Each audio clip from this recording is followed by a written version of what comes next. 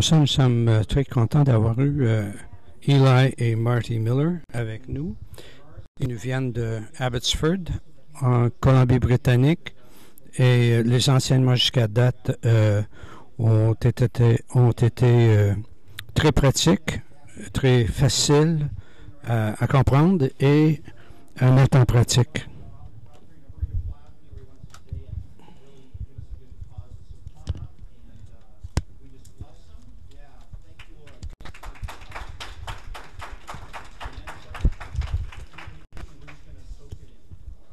Nous voulons bénir nos invités.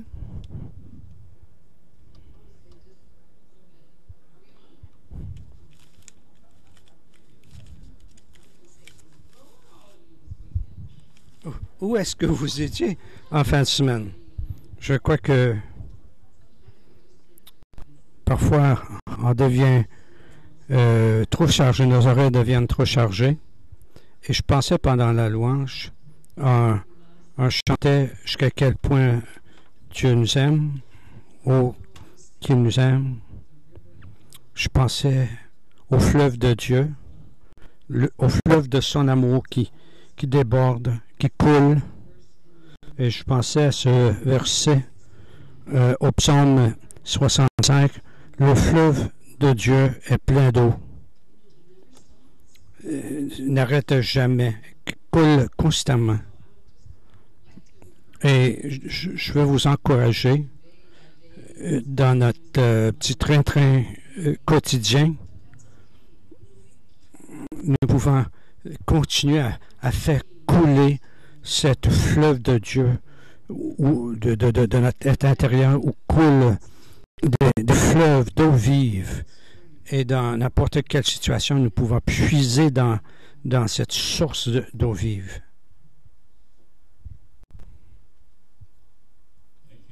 Merci.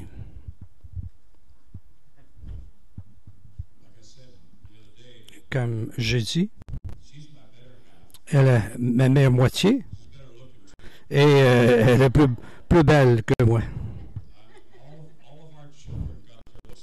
Tous nos enfants ont hérité leur allure de moi-même et elle a gardé toujours son allure, sa beauté.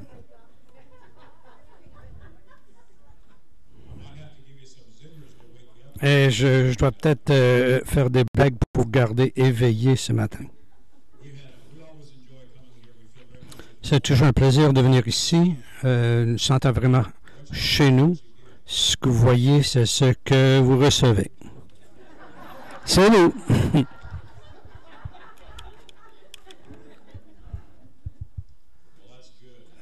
Ça, c'est merveilleux. C'est bon. J'aime bien chasser les esprits religieux.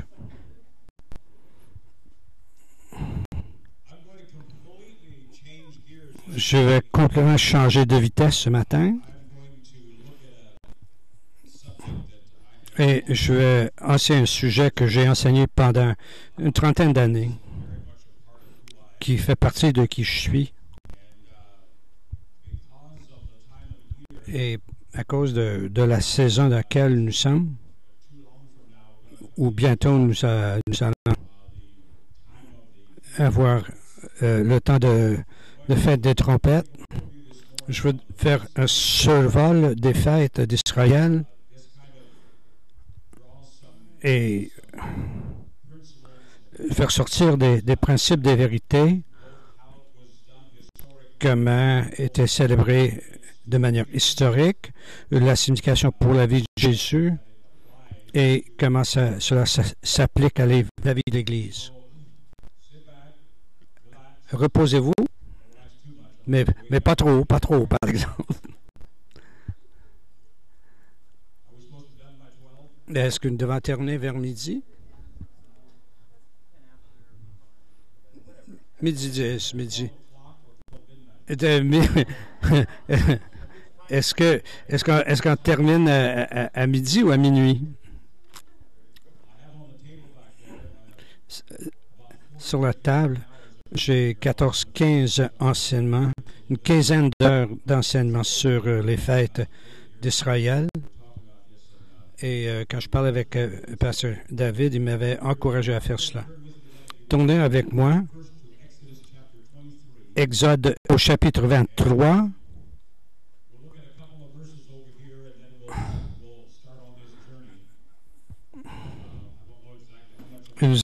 Nous allons vraiment partir en voyage ensemble dans un survol. Au verset 14, 3 fois, vous allez fêter avec moi des fêtes, la fête des pains sans levain, comme je vous ai ordonné, parce que vous êtes partis d'Égypte. Personne ne paraîtra devant moi les mains vides. Observe la fête de moisson des prémices de ton travail, de ce que tu auras semé dans les champs, ainsi que la fête de la récolte. À la fin de l'année, quand tu recueilleras 3 fois par année, tous les âmes se présenteront devant le Seigneur l'Éternel. Il y a des traductions qui vont indiquer 3 fois dans l'année, vous allez fêter ces 3 fêtes. Et ça parlait d'un an précis, l'année acceptable du Seigneur. Et comme ça, il y a un modèle parce que les Juifs avaient une année civile et une année religieuse. Et c'était un moment de vraiment commémorer leur sortie d'Égypte. Il y a 3 saisons très précises dans cette année du Seigneur. C'était pendant ces moments où Dieu traite à son Église. C'est ces 3 saisons de l'Église que je vais regarder. Regardez avec moi le Lévitique. Le Lévitique au chapitre 23, là où les pages sont collées, n'ont jamais été ouvertes, peut-être. Lévitique au chapitre 23.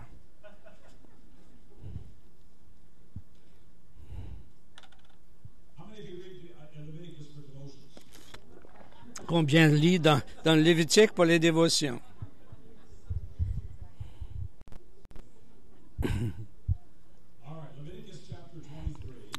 Lévitique au chapitre 23. Je vais lire les quelques premiers versets parce qu'il y a 3 saisons. L'Éternel parle à Moïse et dit, parle aux Israélites, tu leur diras, les solennités que vous publierez seront des saintes convocations. Voici quelles sont mes solennités. À travers 6 jours, mais le 7e jour, c'est le sabbat, le jour de la férié, et il y aura une sainte vocation. Vous ne ferez aucun ouvrage, c'est le sabbat de l'Éternel. Voici les solennités de l'Éternel, des saintes convocations que vous publierez au temps fixé. Nous voyons, voici des fêtes de l'Éternel, des fêtes, des festivals dans ce cheminement d'Israël qui devait être répété en souvenir non seulement à ce qui était fait historiquement, mais c'était comme un plan prophétique de ce que Dieu voulait faire jusque dans l'âge de l'Église. Puis dans ces fêtes, le plan complet de Dieu est présenté dans les fêtes de début jusqu'à la fin. Et si on avait le temps de tout faire, on pouvait bien définir là où l'Église est aujourd'hui, juste en analysant ces fêtes d'Israël. Comme ça, le modèle est complet. Voici des fêtes de saintes convocations selon des saisons et qui représentent un repos progressif. En hébreu, ça parle d'un repos qui reste au peuple de Dieu. Et ce repos se termine dans la fête des tabernacles quand on entre dans cette fête. Et je vais vous montrer comment Dieu a commencé à restaurer pour l'Église la vraie signification de ces fêtes. Et nous allons regarder tout cela ce matin pour comprendre le temps et les saisons dans lesquelles nous nous trouvons. Parce que Dieu ne traite pas avec son Église toujours de la même manière dans différentes saisons. Son focus est différent parce que c'est ce que lui veut que nous cherchons dans notre vie pour avoir une croissance dans notre Église, dans notre vie personnelle, pour vraiment trouver notre tabernacle en Dieu et que Dieu établisse son tabernacle en nous.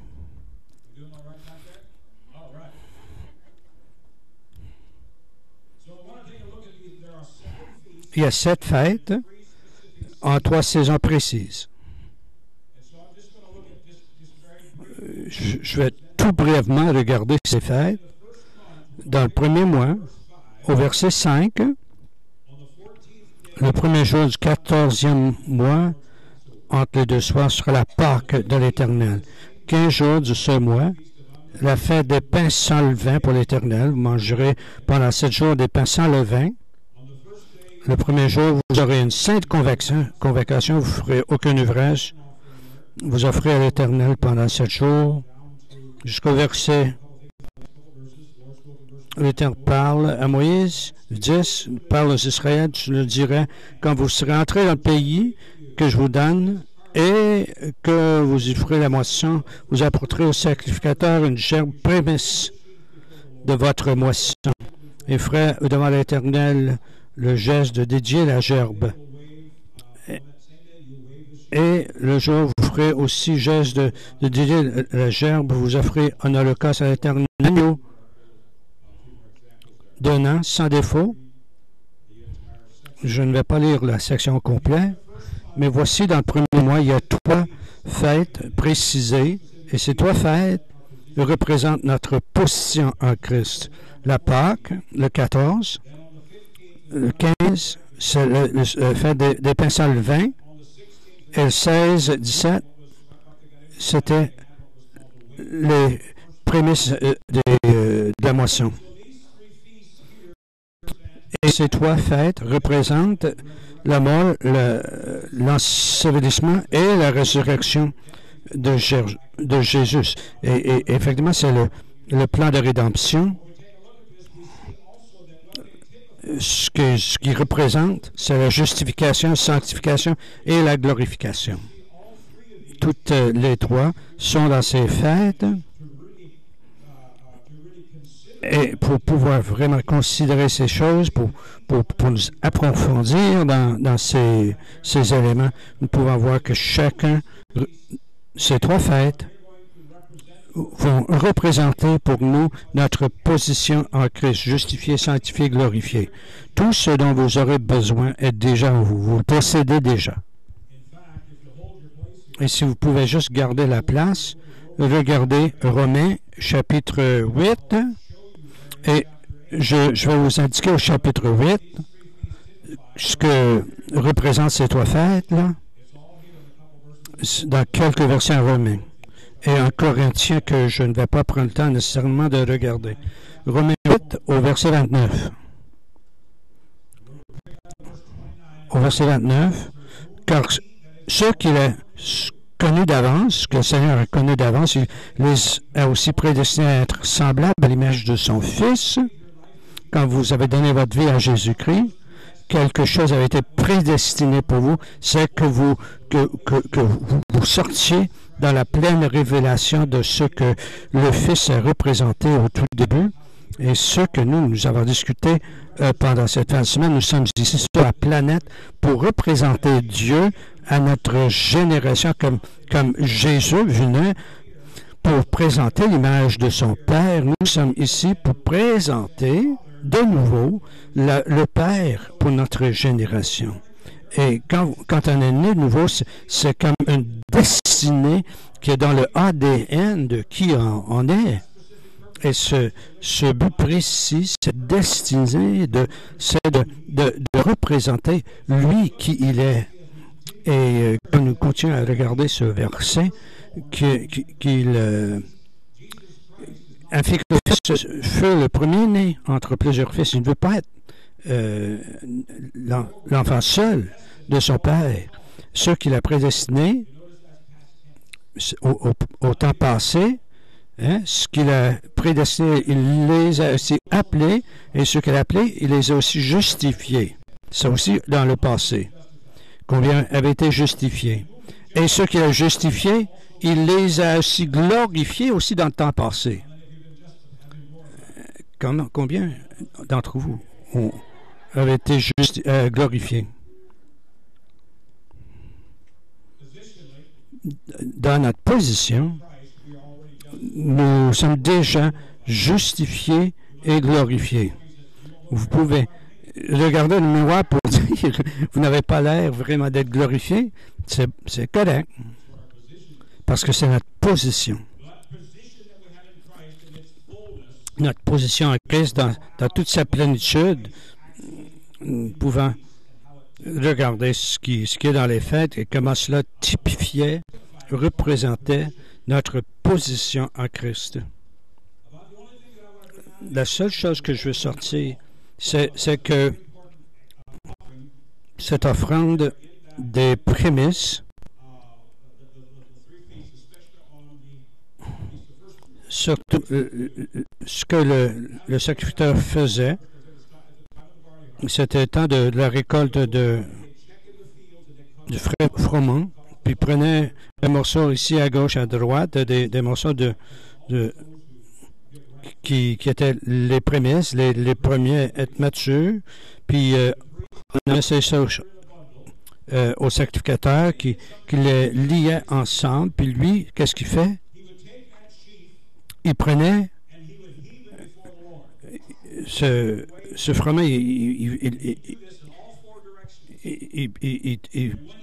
tournait dans chacun de chaque direction, il tournait, puis oui, il balançait devant le Seigneur, puis effectivement, il faisait en haut, en bas, à gauche, à droite, puis effectivement, c'était le signe de la croix. Puis c'était une indication que c'était pas juste pour Israël, mais que les gens pouvaient venir des 4 directions. La croix est disponible pour toute nation, pour toutes les nations sur la terre. Alléluia. Ça faisait partie de la résurrection. Au moment où Jésus est sorti d'entre les morts, comme c'était les sacrificateurs offraient ce sacrifice vers les 4 coins pour dire qui veut venir à quiconque. Et si vous n'êtes pas touché par cela, si ça ne vous rend, ça ne vous rend pas vraiment enflammé, ces 3 premières fêtes, c'est représente notre position en Christ. Mais le fait qu'on a une position ne veut pas nécessairement dire qu'on a une possession. Ça, c'est les autres éléments des fêtes. Juste un petite note à côté. Si vous désirez peut-être, si vous prenez le temps de regarder Nombre, chapitre 9, versets 10 au 13, Dieu a donné des précisions sur la Pâque. Parce que quelqu'un qui ne participe pas à la célébration de la Pâque était coupé de l'alliance. Mais à cause de la miséricorde de Dieu, la grâce de Dieu,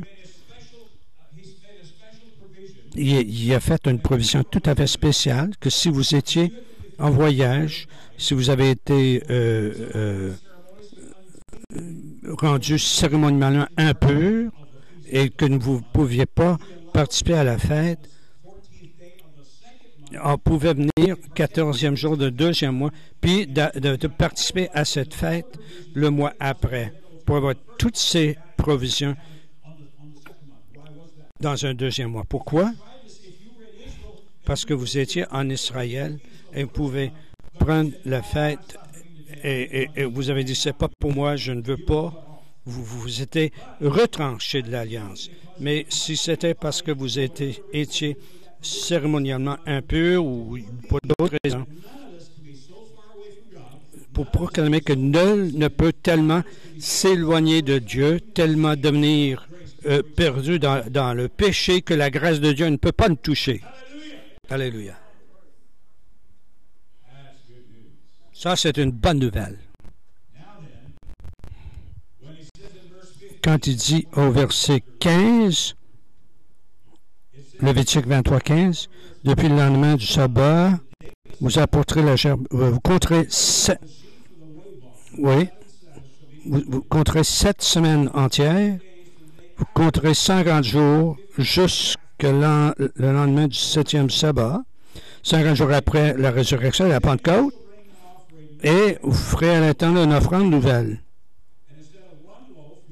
Vous apporterez de vos demeures 2 pains pour les dédier, et ils seront faits de 2 dizaines de fleurs de farine et cuites, et ce sont les prémices pour l'Éternel.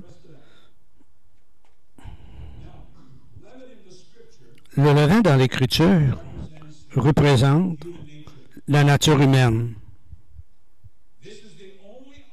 C'est la seule offrande dans la parole de Dieu où non seulement le levain était permis, mais c'était ordonné. Et il y a une raison pour cela, parce que ce que Dieu nous a rendu disponible dans la Pentecôte, il nous rend disponible pendant même que la nature humaine repose en nous, ou demeure en nous.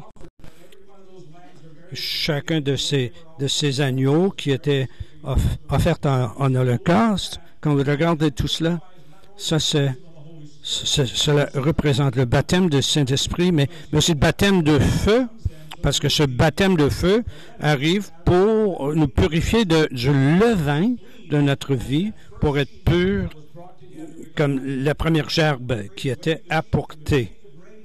Puis,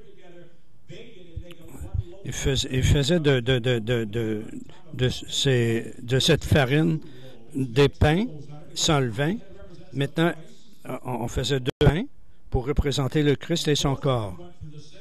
Et ces deux ont passé par le même processus afin d'être sanctifiés devant le Seigneur. Dans le premier mois, nous avons la Pâque, avec les pains sans levain et les prémices, notre position en Christ. Et dans le 3e mois, 50 jours après, ce moment de la résurrection, nous avons la Pentecôte qui représente notre provision par le Christ. Parce que nous avons non seulement une position en Christ, mais il nous a donné toutes choses qui touchent à la piété et à la sainteté pour que nous puissions avoir non seulement une position, mais aussi la possession de ce qui est le nôtre par héritage.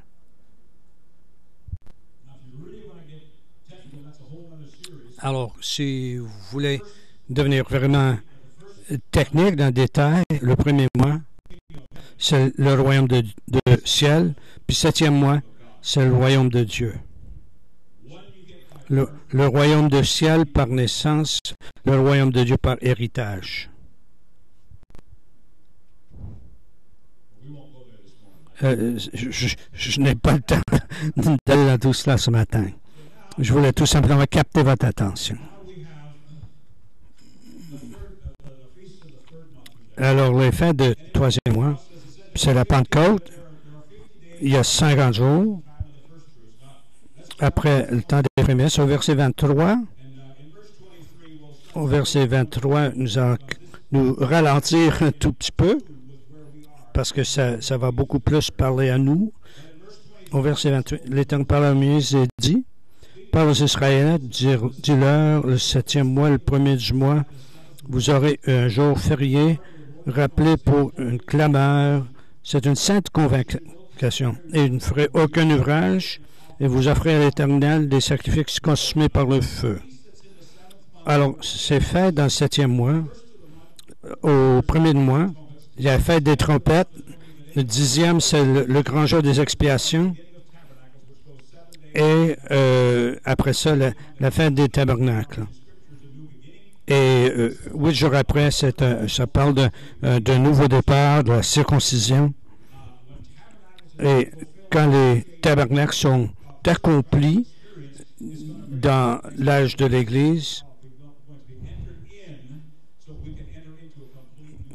comme ça, nous pouvons entrer dans un jour complètement nouveau.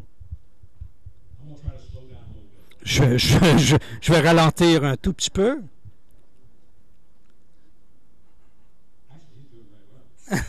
Il me suit bien. Moi, je l'entends. David. J'ai donné à David une copie de mes notes, comme ça il me suit plus ou moins. J'avais de la miséricorde pour lui. Parfois, quand je donne des enseignements, je prends 15-20 heures. Il y a quelques années, j'ai enseigné 8 heures de temps juste sur la fête des tabernacles. Et quand on prend le temps de tout développer, il y a peut-être 200 versets de l'Écriture pour nous expliquer un peu la fête des trompettes. Et en regardant le modèle, pouvant comprendre des choses nouvelles qui arrivent dans l'Église, nous pouvons dire où est-ce que cela fit dans le pattern, dans le modèle. Et si ça ne fait pas le modèle, il faut bien poser des questions. Ça, c'est la vie d'Abraham qui représente un modèle complet et le tabernacle de Moïse dans le désert, un modèle parfait. Tout ce que Dieu voulait faire en Christ, le temple à Salomon et le temple à Ézéchiel, tout ça, nous avons des modèles pour pouvoir voir où est-ce que des choses vont vraiment avoir leur place dans le modèle complet. Comme ça, nous ne devons pas être poussés à gauche à droite par toute parole de doctrine établie dans la vérité pour ne pas être brassés à gauche à droite. Dans ce troisième mois,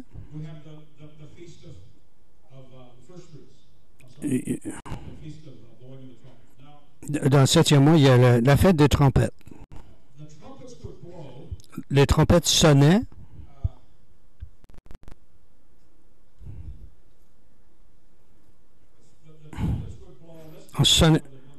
On sonnait des trompettes.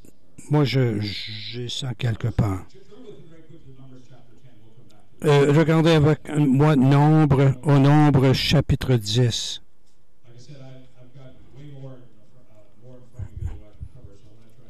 Je vais juste essayer de faire sortir les points saillants. Au Nombre chapitre 10, c'est pourquoi il fêtait avec les trompettes. Il parle à Moïse, il dit, fais-toi 2 trompettes d'argent. Je ferai de métal massif. Elles serviront pour la convection de la communauté, pour le départ des camps. Quand on sonnera, toute la communauté se réunira auprès de toi à l'entrée de la tente de la rencontre. Et si on ne sonne qu'une trompette, les princes et les chefs de milliers se réuniront. Et quand vous sonnerez avec l'éclat, ceux qui campent à l'est partiront. Quand vous sonnez au verset, lorsque vous partez en guerre contre un adversaire au son des trompettes, comme ça, il y a 4 occasions pour sonner de la trompette. C'était pour appeler à sainte convocation. Et tout le monde devait venir à la porte du tabernacle. Et arrivé aux portes du tabernacle, c'était qui la porte? Jésus. Comme ça, il y a un rappel, un appel de nouveau à revenir à la porte, à Jésus. Un autre moment, quand on sonnait la guerre, pour préparer le camp, pour partir en guerre, pour faire le combat qui était devant eux. Puis troisième fois, là, c'était un temps pour avancer, il y a eu 42 camps dans le désert. J'ai un livre, Nouvel homme pour un nouveau jour, et on parle des 42 encampements.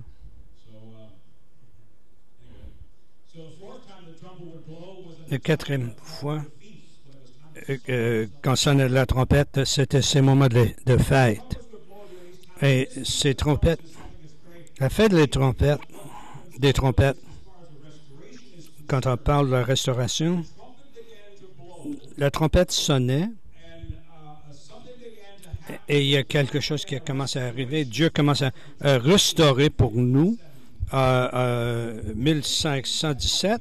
Le moment de restauration a commencé pour l'Église. Dieu a commencé à sortir l'Église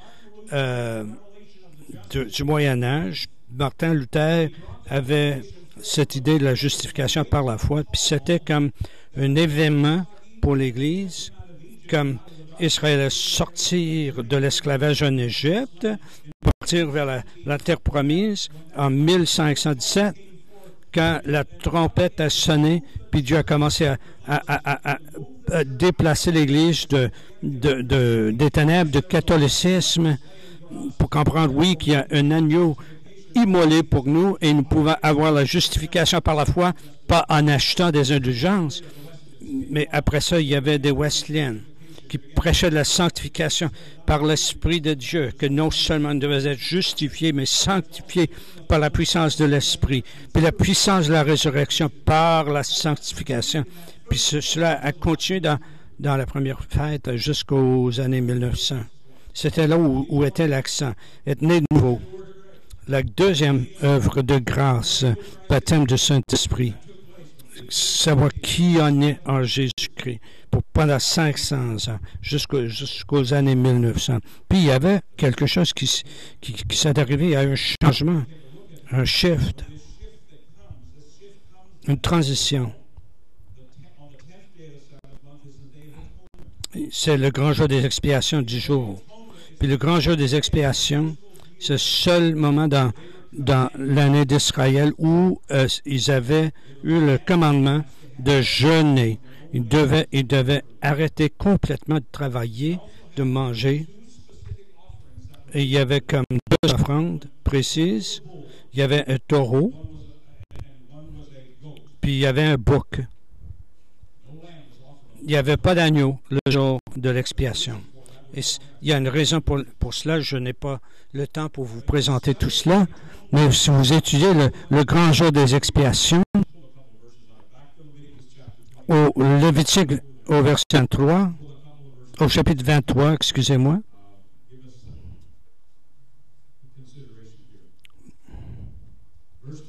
Au verset 26, l'Éternel parle à Moïse et dit, le 10 jours du 7e mois, ce serait un jour des expiations, vous serez une sainte conviction, vous élmirez vos âmes, vous jeûnez, vous offrez à l'Éternel des sacrifices consumés par le feu, vous ne ferez aucun œuvrage.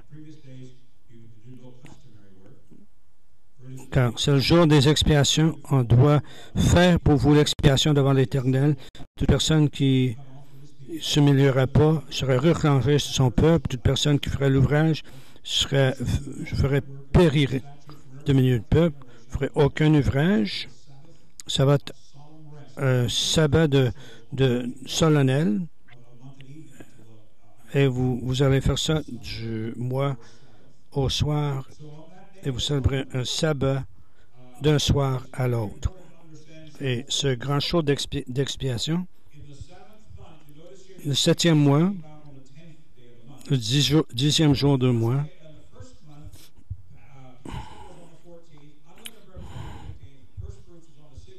alors 14, 15, 16, le premier mois, pour donner notre position. 50 jours après, dans le 3e mois, c'était la Pentecôte qui est seule, à part, précise, une expérience précise d'entrer dans cette expérience de baptême du Saint-Esprit et le baptême du feu pour avoir non seulement notre position de Christ, mais avoir la provision pour entrer en pleine possession de ce qui nous avons positionnellement. Du 7e mois, il y avait la fête des trompettes, le jour, le grand jour des expiations, puis le 15, commencement de fête des tabernacles. Ces fêtes il y a des jours entre ces fêtes-là, parce que ce sont des expériences séparées dans notre expérience, en s'appropriant de ce qui est à nous positionnellement à partir du premier mois. Alors, il y a comme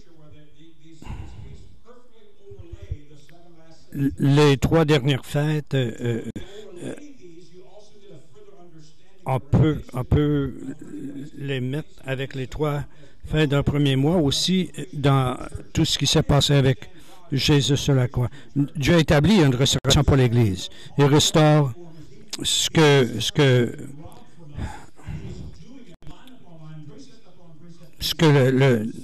qui avait été pris par l'ennemi, et il nous fait passer par des saisons pour faire cela.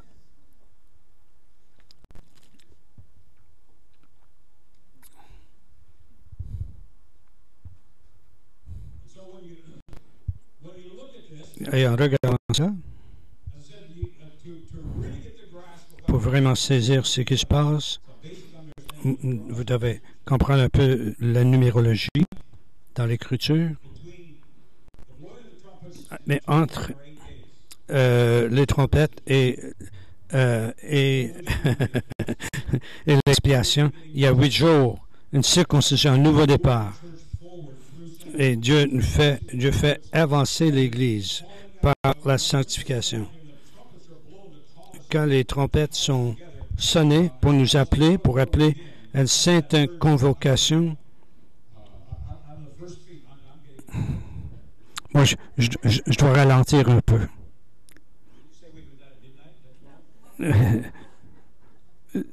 Là, on va jusqu'à minuit? Midi.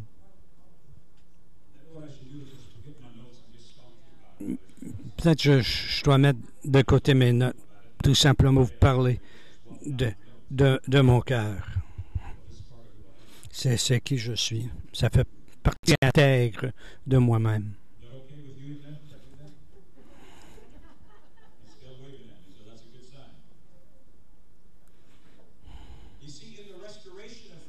Dans le restaurant de toutes ces choses, nous sommes dans le 7e mois de Dieu. Et nous venons dans le 7e mois. Ce que Dieu a restauré par la Pentecôte dans les années 1900. Et dans 12 ans, cette expérience de Dieu a fait circuit partout dans le monde. Et puis c'était une restauration que Dieu établissait pour l'Église. Et il nous avons commencé au 7e mois, 48, quand Israël est devenu un État. Puis c'était signe pour le monde qu'effectivement, nous étions dans le 7e mois. Puis là, il commence la restauration de toutes choses et que tout ce qui avait été perdu dans les ténèbres revienne à la lumière. Et en 48, il y a eu comme une parole qui est partie aux diaspora pour les Juifs dispersés par tout le monde. Il y a comme un appel aux Juifs dispersés pour revenir à la terre promise. Comme la trompette qui sonnait revient de partout à la porte.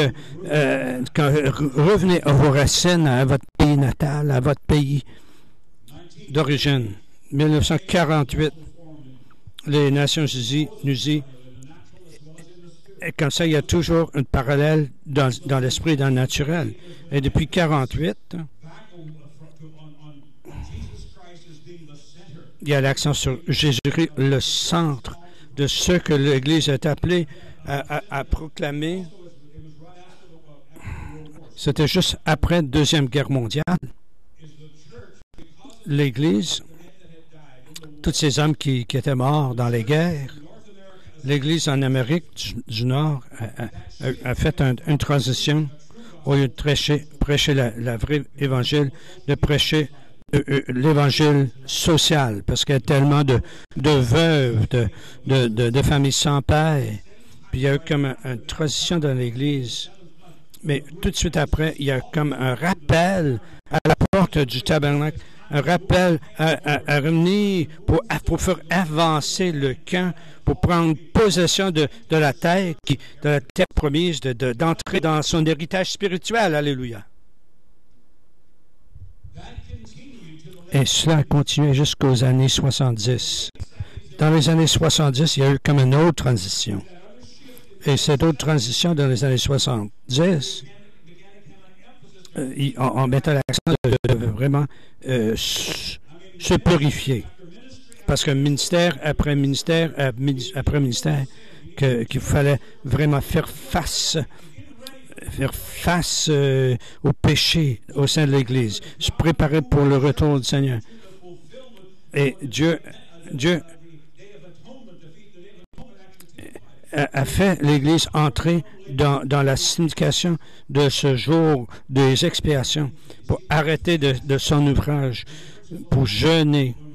Parce que le principe d'un jeûne, c'est de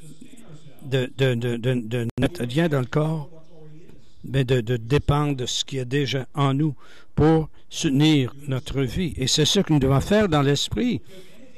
Ne rien prendre de l'extérieur de nous-mêmes, mais de puiser de ce qui est à l'intérieur de nous, notre provision en Christ, de vraiment puiser de cette provision qui est déjà en nous. Ça c'est vraiment jeûner de ses propres ouvrages. C'est pourquoi Hébreux 4 parle du fait qu'il y a toujours au peuple de Dieu un repos plus profond en Dieu. Et si on arrête de courir à gauche, à droite, pour garder le royaume ensemble, nous n'avons pas encore vraiment vécu le grand jour des expiations et nous devons vivre le jour d'expiation avant la fête des tabernacles, le 15 du mois, 5 jours après, 5, le numéro de la grâce. 15, c'est 3 fois 5, c'est le temps d'entrer dans le plein repos de l'esprit. Entrer dans le plein repos de l'esprit. Et nous entrons dans un lieu où Dieu établit sa demeure complètement en nous et nous demeurons en lui. Et que nous pouvons dire comme Jésus, quand tu me vois, tu vois le Père. Nous ne sommes pas encore là. Mais nous avançons vers ce moment et c'est pourquoi il y a autant de gens dans l'Église qui sont dans une période de transition. Pourquoi il y en a qui quittent la religion et l'Église organisée pour faire quelque chose de différent. Parce que l'Église n'est pas comme l'Église a toujours été, parce que nous entrons dans toute une autre dimension des fêtes, une autre dimension du repos, pour vraiment avoir notre demeure en Dieu, tellement unis avec Dieu que nous sommes inséparables, pour que les gens puissent dire, quand vous voyez les gens de l'Église, vous voyez le Père. Alléluia.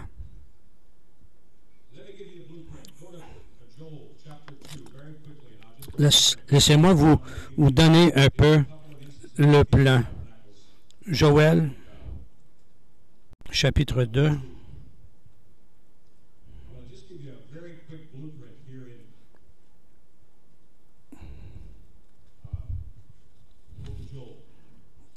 Au livre de Joël, au chapitre 2.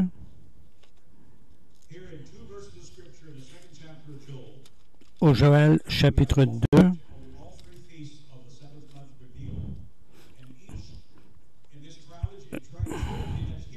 Et dans ce qu'en voyant ici,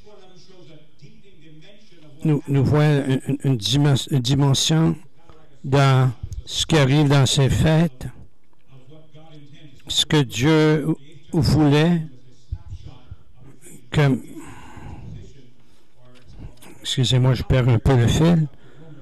Éphésiens, c'est comme un commentaire sur le 8e chapitre de Romains, Voici comme une image, une photo de ce qui arrive. Joël, chapitre 2, verset 15-16. Sonnez la trompette en Sion. Publiez un jeûne. Ça, c'est l'expiation. Une convocation solennelle. Ça, c'est les tabernacles. Assemblez le peuple. C'est les trompettes. Sanctifiez l'assemblée. Ça, c'est des expiations. Assemblez les vieillards. C'est le tabernacle. Assemblez les enfants et les nourrissons. C'est les trompettes pour nous appeler à une assemblée. Que l'époux sorte de sa demeure. Au grand jour de l'expiation, vous verrez l'époux.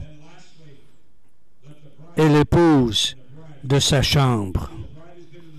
L'épouse a été dans la chambre. Et elle a toutes ces typologies.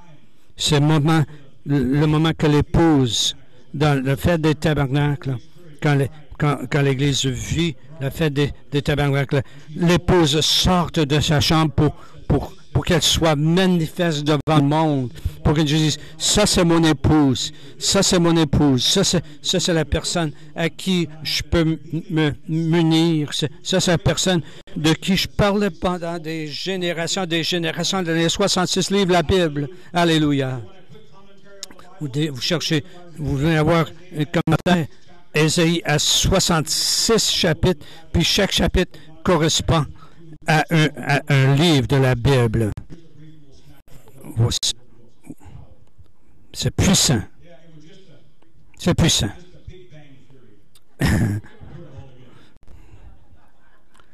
C'est juste par hasard que le tout est arrivé, hein?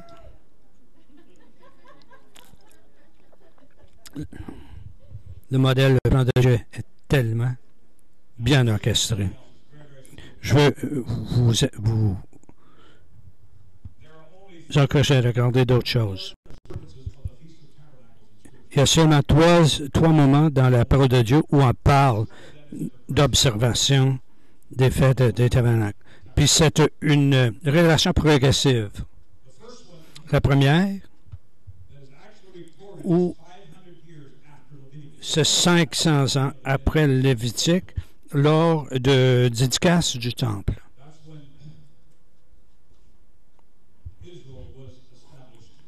Quand Israël était établi comme royaume.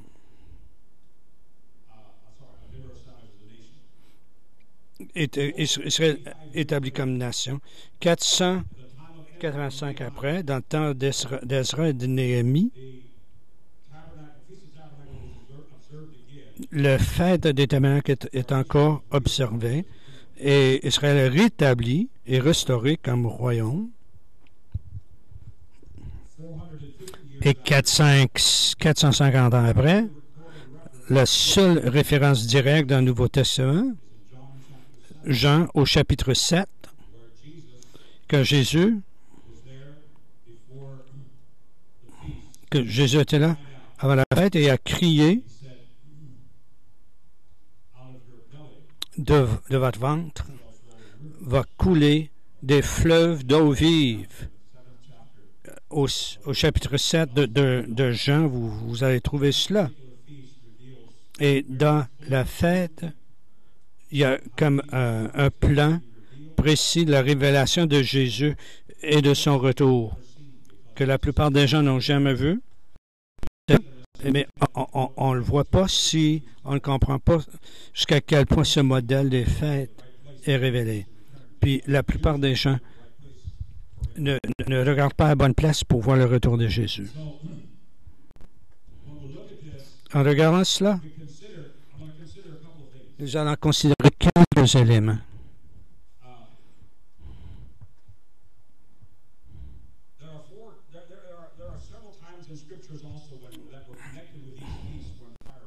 Il y a aussi quelques moments dans les Écritures où le feu est tombé. Quand Dieu a donné la fête pour établir en Lévitique, quand Israël a été établi, que le tout était fait, le feu est tombé du ciel pour consumer l'offrande. La deuxième fois que le feu est tombé, quand Salomon dédiait le temple, et quand il dédiait le temple, ils étaient vraiment établis comme royaume.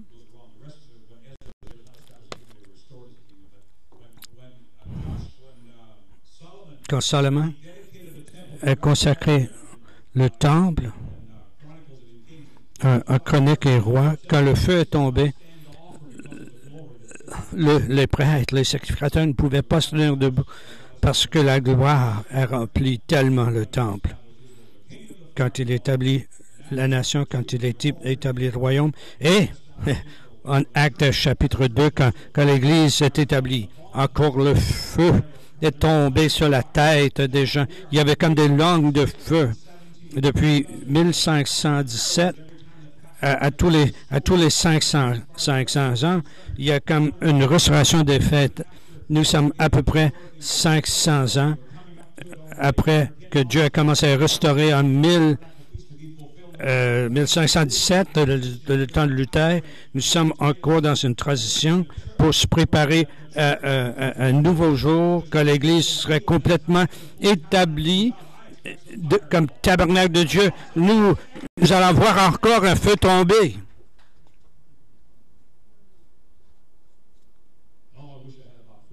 Ben, j'aimerais avoir encore 4 heures supplémentaires pour parler plus de cela.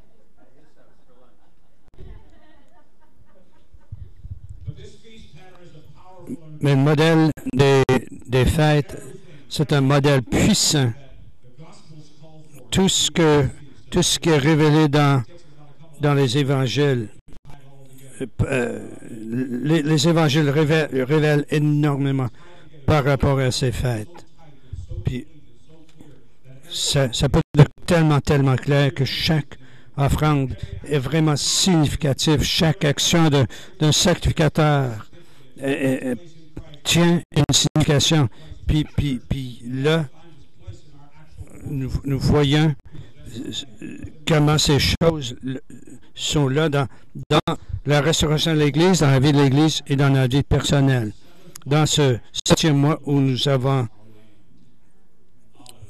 tout cela, les trompettes, l'expiation et les tabernacles, nous avons la possibilité de prendre possession de notre terre.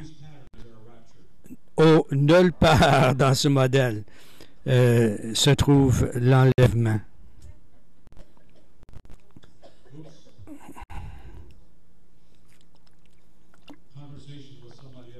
J'étais en dialogue avec quelqu'un. Qu'est-ce qui encourage un moment de désertion de Dieu quand le monde occidental a vraiment fixé ses yeux sur l'enlèvement et a compris qu'il y a de mauvais enseignements, pas un bon enseignement, il y aurait comme une désertion de l'Église. Il n'y a jamais quelqu'un qui m'avait indiqué dans le livre qui peut me montrer que nous allons prendre l'envol pour partir d'ici.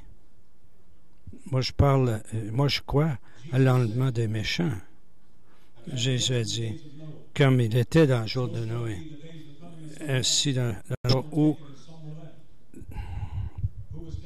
qui a été enlevé au temps de Moïse, au temps de Noé, des méchants, qui étaient restés, les justes. Comment est-ce que nous avons détourné la signification de ces paroles-là? Je dois commencer maintenant, Pasteur Dave. Des gens qui commencent à chercher des choses pour garocher, des pierres pour me lapider. Cherche les Écritures. Cherche dans les Écritures. La vie éternelle, c'est le résultat de connaître lui et se révèle lui de manière ouverte. Parce qu'il ne veut pas que nous soyons déçus dans une déception, mais que nous soyons des êtres entiers pour pouvoir avancer dans tout ce qu'il met devant nous. ton règne vienne sur la terre comme au ciel. Quand est-ce que cela viendra? Cela va arriver quand nous entrons vraiment dans des faits de tabernacle où Dieu demeure complètement en homme et l'homme demeure complètement en Dieu, que lui nous possède entièrement et que nous le possédons dans son nom. Quand cette maison que je suis arrive dans un moment où le Maître va complètement faire de cette maison sa demeure. Marthe et moi, nous avons été dans beaucoup de maisons, dans beaucoup de foyers. J'ai prêché déjà sur 5 des continents du monde. Puis ça ne prend pas énormément de temps d'être chez quelqu'un. Ça ne prend pas énormément de temps d'être chez quelqu'un pour connaître les gens qui habitent dans ces foyers-là. Parce que c'est l'expression des personnes qui y demeurent. Est-ce que nous croyons que le Seigneur va déménager dans une maison qui n'est pas aménagée pour lui? Nous sommes la demeure du Seigneur et permettant à lui de préparer sa demeure pour que la maison soit l'expression exacte de celui qui demeure dans cette maison. Ça, c'est l'évangile simple. Père, merci pour ceux qui ont enduré ce matin ces enseignements. Merci pour chaque foyer représenté ici, chaque cœur qui est tourné vers toi. Merci pour la vérité. Je prie que tu puisses vraiment sceller la vérité dans notre cœur, que la vérité devienne pour nous que l'Esprit Saint, que tu puisses venir sur nous pour nous faire travailler, pour nous faire accoucher toute cette vérité, pour qu'ils puissent entrer en possession de tout ce que tu as pour nous. Nous ne voulons pas être des ignorants, mais nous voulons être ceux qui avaient été à l'école du Maître, assis à tes pieds pour pouvoir partir d'ici, pour que le monde puisse reconnaître que nous avons été avec Jésus. Que ce soit réel pour nous. Bénis cette Église, bénis l'Assemblée, bénis le leadership, renforcez le leadership. Dans l'esprit, nous voulons élever les mains, les bras de leadership ici, dans cette guerre contre Amalek, qui ne vont pas se fatiguer, mais il y aura, et que la gloire devient de plus en plus présente, que les ennemis seront chassés, et que ta présence soit établie de manière plus solide pour ceux qui ont participé pendant la fin de semaine en parlant des relations. Guéris ces relations, renforce ces relations, bénis ces relations. Au nom de Jésus. Et tout le monde a dit Amen. Si il y a un disque avec des MP3, 14-15 heures d'enseignement, puis aussi il y a à peu près une vingtaine de pages en PDF sur notre site web que vous pouvez aller chercher. Vous serez bénis et étirés par ces enseignements. Que vous soyez bénis.